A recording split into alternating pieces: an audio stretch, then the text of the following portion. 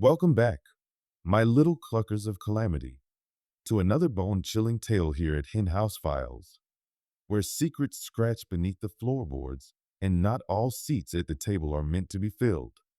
Today's story isn't about the board you buy in a toy store. No, this one's carved in blood, sealed with a name, and bound by something ancient. And once the game starts, it won't stop until all five are claimed. This is the terrifying true story of the fifth chair. Talia Roth hadn't been home in nearly 2 years. The 19-year-old sophomore had thrown herself into college life. Distance, she thought, was the best cure for the suffocating silence that clung to her family's old farmhouse in rural Pennsylvania.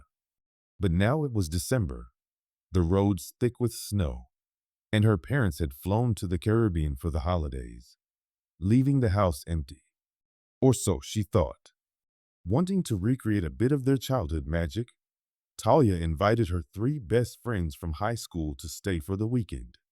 Marcus, the cynical prankster with a heart buried under sarcasm; Riley, the curious quiet one who always asked the wrong questions; and Claire, logical, deeply spiritual, and intensely protective of the group.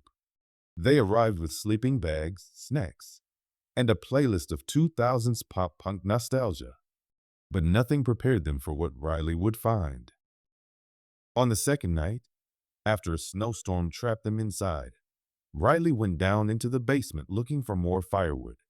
He found a sealed trunk in the far corner under a yellowed canvas, covered in dust. Inside, an old hand-carved Ouija board. It was strange, not like the ones he'd seen in stores or movies. This one had symbols etched into the corners, a spiral pattern in the center, and a planchette made of dark, polished bone. On the back was a name written in faded ink. Janice? Riley brought it upstairs.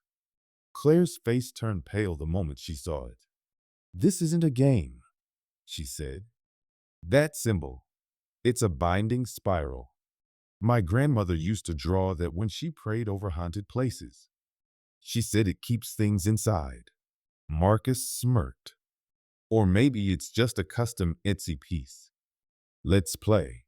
Reluctantly, Claire agreed, on one condition: they treat it seriously, follow the rules, and always say goodbye.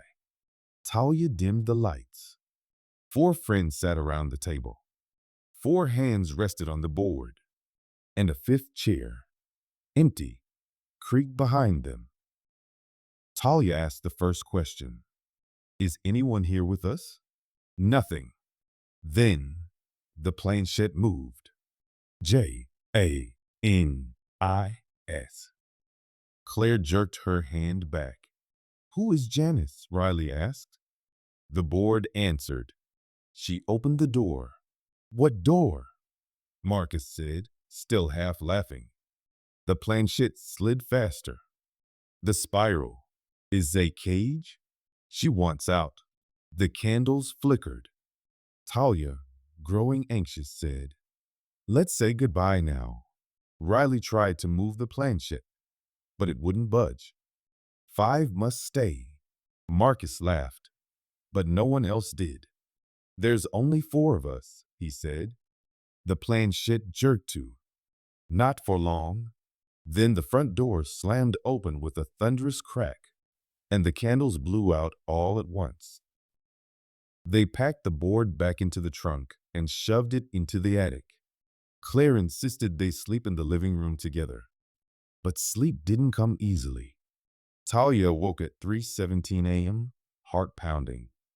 She could swear she heard someone walking in the attic above them. Slow, deliberate footsteps. But everyone was accounted for. Claire, Marcus, Riley, all asleep around her. She waited, listening. The fifth chair, now set at the edge of the room, creaked softly, as if someone had just taken a seat. The next morning, Claire was gone. No note, no coat, no boots. Only the word stay was carved into the foggy kitchen window. Riley swore she had been there when he went to the bathroom around 2 a.m. The snow outside remained untouched. No tracks, no sign of departure. It was as though she'd simply vanished. Marcus tried to call the police, but the phones had stopped working. No signal, no Wi-Fi, and the storm outside had thickened to whiteout conditions. Then they noticed something else. The fifth chair had moved. Now it sat at the head of the table. The house began to change. Marcus heard whispering from inside the vents. He would press his ear to them and hear a woman's voice calling his name, asking him to join the others. He started sleepwalking. Talia found him standing outside the attic door, hand on the knob, eyes open but unseeing. Riley became obsessed with the spiral. He redrew it again and again in a notebook, eyes hollow, lips whispering the name Janice under his breath. Talia tried to keep the group grounded, cooking, cleaning, trying to play music to drown the silence. But the house seemed to absorb it all. No matter how bright the lights were, there were shadows in every corner, and the fifth chair was never empty. Sometimes, at night, she'd see the faint silhouette of someone sitting there, watching, waiting. Talia finally cracked open her late mother's journals, stored away in the attic.